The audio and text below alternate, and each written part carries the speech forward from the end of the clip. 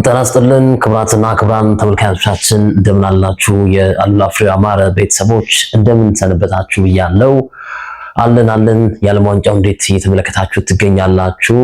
የአፍሪካ የሀገራችን ተወካይ ብሔራዊ ቡድኖች ጥንካሬያቸውን አሳይተዋል። ያልተጠበቁ ብሔራዊ ቡድኖችም በዓለም ዋንጫው መድረክ ላይ ጥሩ ግስጋሴን እያሳዩ ይገኛሉ። ያላችሁበት በዓለም ዋንጫው የተዝናናችሁ እንደሆነ ተስፋ አደርጋለሁ። ዛሬ የመጣሁት እንግዲህ ብዙዎች በተለያዩ አማራጮች ጥያቄያቸውን አድርሰውኛል።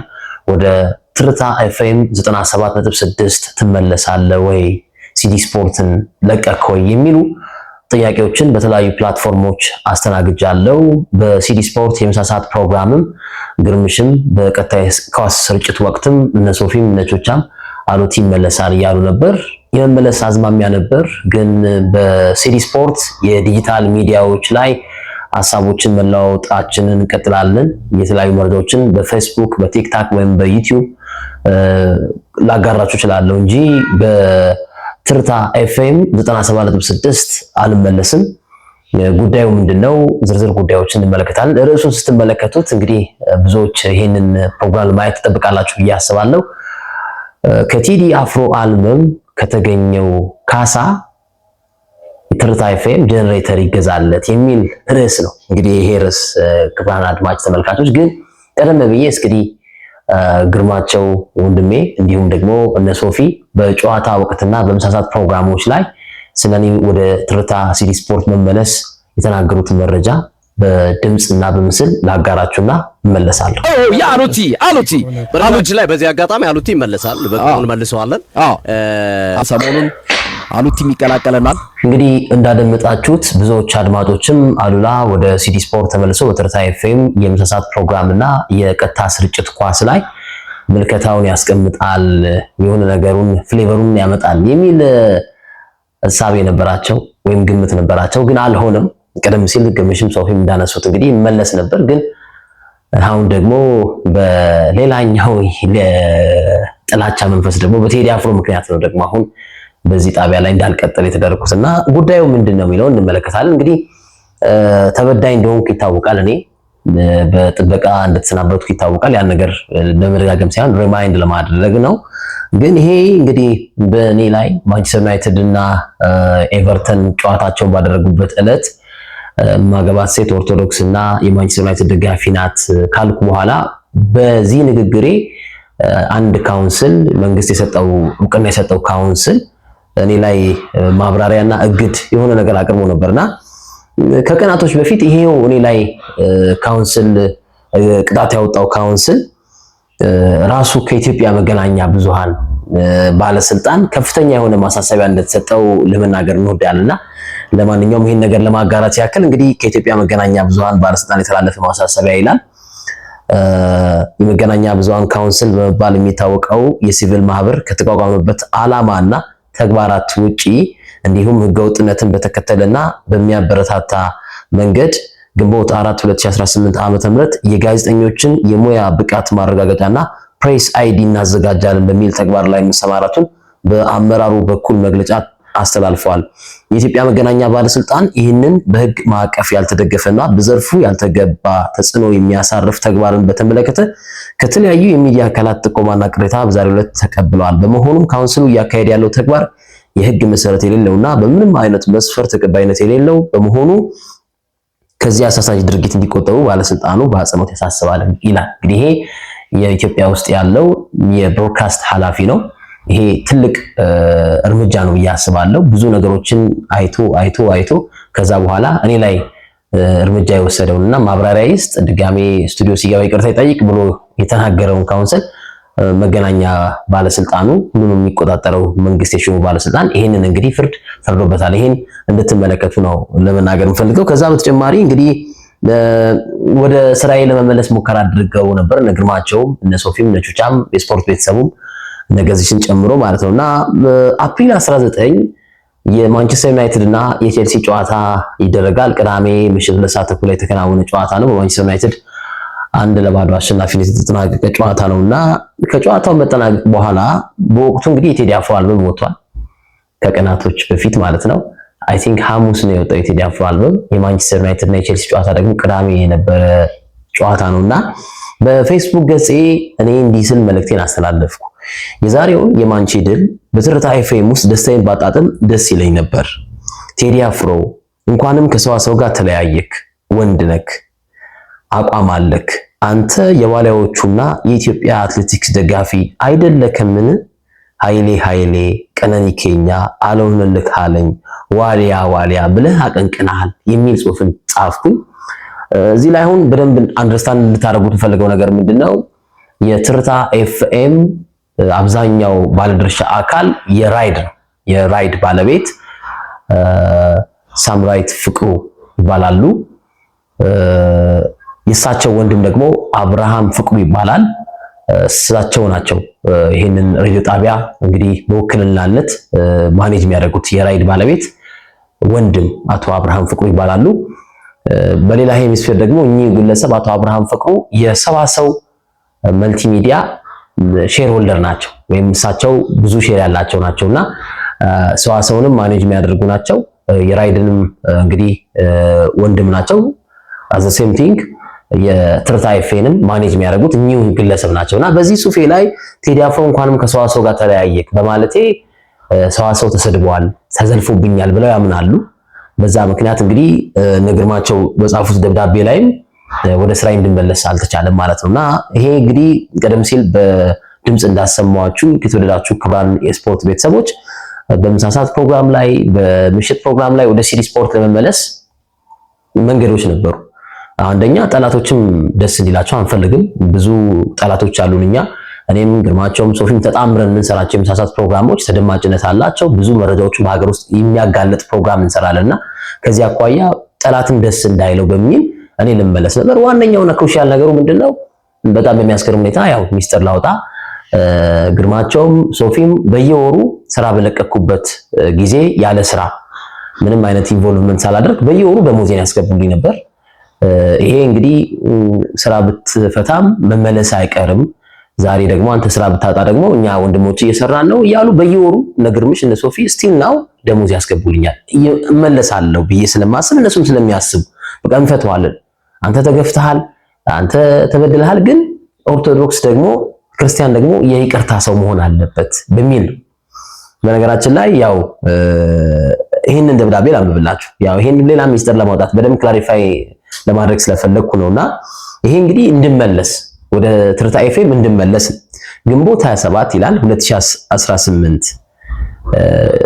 እኔ ከብዙ ትግል በኋላ ነው ይሄን ራስ መረጃ ለማውጣት የፈለኩት እንጂ እንዲያወጣም አልፈለኩ ነበርና ኢትዮ ክላሲክ ትሬዲንግ ይላል ለትርታ ኤፍኤም 97.6 ለትርታ ኤፍኤም 97.6 አዲስ አበባ። ጉዳዩ ጋዜጠኛ አሉላ ፍሬውን ወደ ስራ መመለሳችንን ስለማሳወቅ ይላል። እንደሚታወቀው ከሲዲ ስፖርት ባልደረባ ጋዜጠኛ አሉላ ፍሬው ጋር በተገናኘ የተፈጠሩ ክፍተቶችን ኤዲቶሪያላችን በጥልቅ ገምግሞ ባለፉት 3 ወራት ከአየር ላይ ማራቃችን ይታወሳል። ይሁን እንጂ ባልደረባችን ከተከሰተው ችግር ጋር ተያይዞ ያስቀየማቸውን በሙሉ ይቅርታ መጠየቅና ለወደፊቱ ተመሳሳይ ችግር ላለመፍጠር ከታላላቅ የዘርፉ ባለሙያዎች ጋር በመሆን ባደረግነው ውይይት በበጎ ጎኑ በሙሉ ልብ የተቀበለው በመሆኑ አረጋግጠናል። ስለሆነም የሲዲ ስፖርት ኤዲቶሪያል ጋዜጠኛ አሉላ ፍሬውን ቅጣቱን በመጨረሱ ወደ ስራው እንዲመለስ የወሰንን መሆኑን ስለማሳወቅ እንወዳለን። በዚህ አጋጣሚ በሲዲ ስፖርት ባልደረቦች ክፍተቶች ቢፈጠሩ ሬዲዮ ጣቢያው በውላችን መሰረት ውል ከተዋዋለው ከሲዲ ስፖርት ፕሮግራም ወይም ከኢትዮ ክላሲክ ትሬዲንግ ጋር ብቻ መነጋገር እንዳለበት አበክረን ለማሳሰብ እንወዳለን። ከሰላምታ ጋር ግርማቸው ነው ዋና ስራ አስኪያጅ ኢትዮ ክላሲክ ትሬዲንግ ይላል።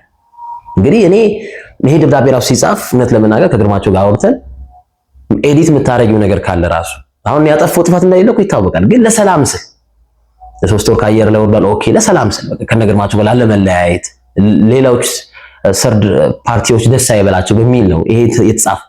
ግን በዚህ ጽሁፍ አሁንም የሬዲዮ ጣቢያው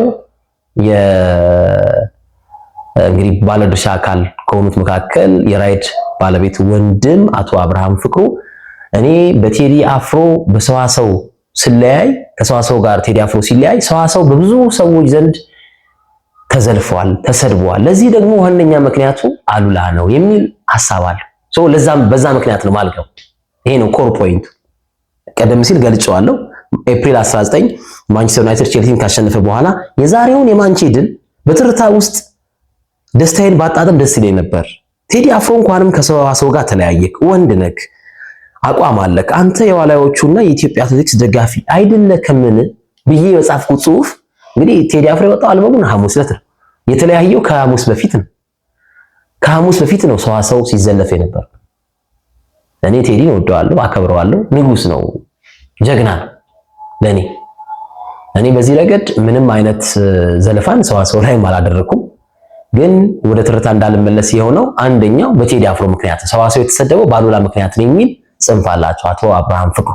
እኔ ፎቶውንም መለጠፍ አያቅተኝም፣ ግን አንዳንዴ ሰው ቢያጠፋ እኔ ስሊም ልሁን ብዬ ነው። በነገራችን ላይ የትርታ ኤፍኤም ጊዜያዊ ስራ አስኪያጅ ሳራ ሞገስ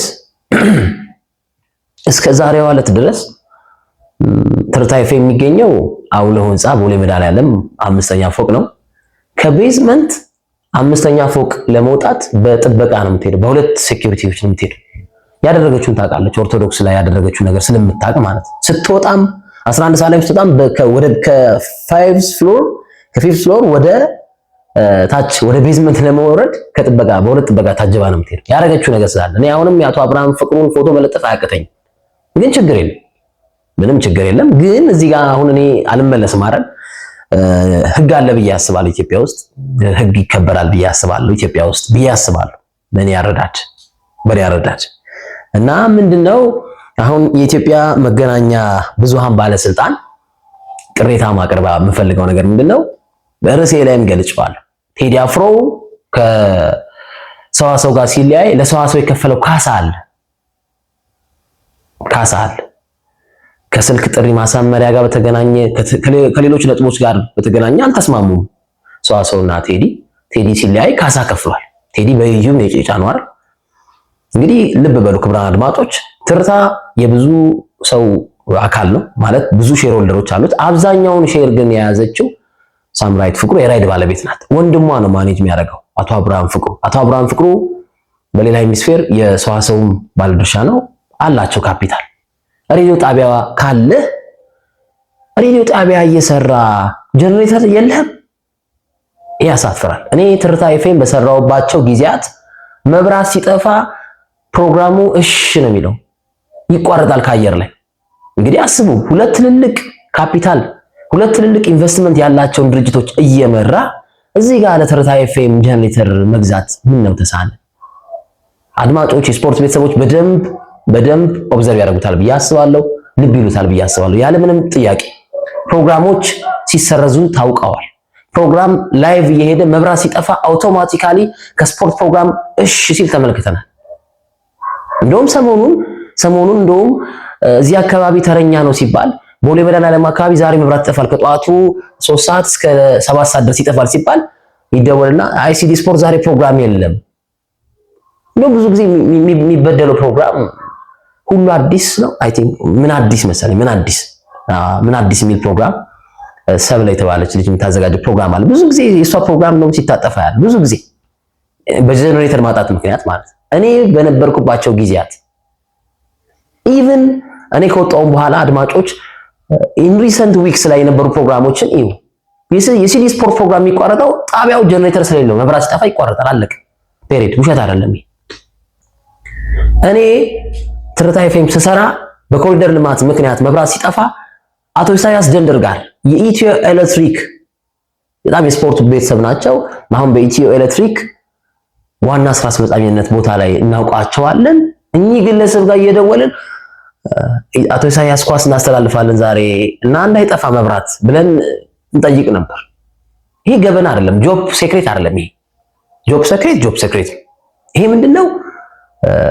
አሁን ቅጥ ያጣ ቃሉን ራሱ መጥራት አልፈልግም። ምን በለው እስኪ ብራ አድማጮች፣ ሻይ ቤት ወይ ፀጉር ቤት፣ ቡና ቤት፣ ኢቭን እኮ ጥሩ ኑሮ የሚኖሩ መኖሪያ ቤት ላይ እኮ ትንሿ ጀነሬተር አለች። ትርታ ኤፍኤም የለውም ጀነሬተር። እና እንደ ሐሳብ እኔ ካስፈለገ ዮኒ ማኛ ከሰበሰበልኝ ገንዘብም የበኩሌን ሼር አውጥቼ የሆነ ነገር መደጎም እችላለሁ ካስፈለገ። ከሆነ ደግሞ በቴዲ አፍሮም ካሳም ደግሞ ጣቢያው ላይ ጀነሬተር ቢኖር ብዬ አስባለሁ። አሁን በመዲናችን አዲስ አበባ ለምሳሌ የጤና ጥበቃ ሚኒስቴር አንድ ሬስቶራንት በቂ የሆነ መጸዳጃ ቤት ከሌለው የጤና ጥበቃ ሚኒስትሩ ደብዳቤ ያወጣል አይደል?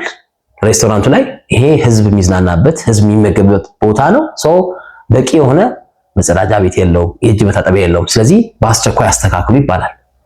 ኦር ደግሞ የድምጽ ብክለት ማታ በሚኖሩ የሙዚቃ ቤቶች ላይ ድምጽ ይለካል። 45 72 60 በቂ ነው አይደለም የሚል ሪከርድ ይጻፋል አይደል? የድምጽ ብክለት አመታል፣ ስለዚህ አስፈላጊውን ለማስጠንቀቂያ ይሰጣል ትባላል። አሁንም እኔ ለኢትዮጵያ ብሮድካስት ባለስልጣን ሪኮመንድ ማድረገው ክሮስ ቼክ ኤፍኤምን የሚያክል ፍቃድ ይዘህ ትልቅ ማሰራጫን ይዘህ መብራት ሲጠፋ ሬዲዮ ጣቢያ እሺ የሚል ከሆነ ፍቃዱን መንጠቅ ነው እኮ። ግልጽ እኮ ነው ይሄ ግልጽ። ክሮስ ቼክ ኢት። እኔ የእውነት ሰው ነኝ፣ በሰው ምንዳ ሳልሆን ቀጥተኛ ሰው ነኝ፣ ሐቀኛ ሰው ነኝ። የስፖርት ቤተሰቦቹም ይናገራሉ ይሄንን። እኔ በተለያዩ አማራጮች በተለያዩ መንገዶች ፕሮግራሞቻችን ከአየር ላይ ሸት ዳውን ሆነው እሺ ሲሉ ለምንድን ነው ተብዬ ጠይቄያለሁ፣ ግን አላወራም። ከጊዜ ይስተካከላል፣ ከቀን ቀን ይስተካከላል በሚል ተደውሎ ሬዲዮ ጣቢያ ኖሮ ተደውሎ አይ ዛሬ እዚህ አካባቢ ቦሌ መድኃኒዓለም አካባቢ መብራት ስለሌለ ዛሬ ሲዲ ስፖርት የለምና አትምጡ የሚባልበት ሬዲዮ ጣቢያ አለ። ይሄ ሪሊ በጣም ያሳዝናል በጣም። እና ብሮድካስት ባለስልጣን ግምግሟቸው። ሌሎች ነገሮችን ማንሳት ስለማልፈልጉ ጅማሮ ነው ይሄ እንደ ጅማሮ መናገር የምፈልገው ነገር ስለሆነ ነውና ሲዲ ስፖርት አለው። ሲዲ ስፖርት ላይ የለውም አላልኩም፣ አለው። አልተለያየንም፣ ወንድማማቾች ነን፣ ጥሩ ሰዎች ናቸው። ነገርሽ እነ ሶፊ ወንድሞቼ ናቸው። ስቲል እስካሁን ድረስ ደሞዝ ያስገቡልኛል። ግን ትመለሳለህ ወይ ለሚለው ጥያቄ ይሄንን ብሪፍ መስጠት ስለፈለኩ ነው። እና የሚመለከተው አካል ይሄንን ነገር አድርጉላለሁና የቴዲ አፍሮ አድናቂ በመሆን ድጋሜ ሰዋሰውን አሰድባል በማለት እንግዲህ ይሄ ሁሉ ደብዳቤ ተጽፎ እኔ በጥበቃ የተባረኩት ነኝ፣ ተበዳይ ነኝ፣ እንግዲህ ብዙ ነገር የደረሰብኝ እኔ ነኝ። ኦኬ እሺ፣ ክርስትና ይቅር ማለት ነው። ዮኒ ማኛ ራሱ ያኔ የራሱን ሚና ተወጥቶ የተወሰነ ነገር ሲያሰባስብልኝ ከነ ግርማቸው ጋር ግን አትለያይ፣ ከነ ሶፊ ጋር ግን አትለያይ፣ ይወዱሃል ያለኝ ቃል በቃል። ይሄንን ነገር ሰምቼ ጎን ለጎን የራሴን ስቱዲዮ እየሰራው ከዛ ደግሞ በሳምንት 3 ወይ 2 ከነገሮች ጋር ብሰራ ጠላትም ደስ አይለውም በሚል ይቅር ለማለት ነው ይሄንን ደብዳቤ ያሳየዋችሁ። የእነሱም በቀጥታ ስርጭት ወቅት የተናገሩት ነገር አሉቲ ይመለሳል ያሉበት ምክንያት ይሄ ነው። ግን አቶ አብርሃም ፍቅሩ የሰዋሰው ባለቤት ሼር እና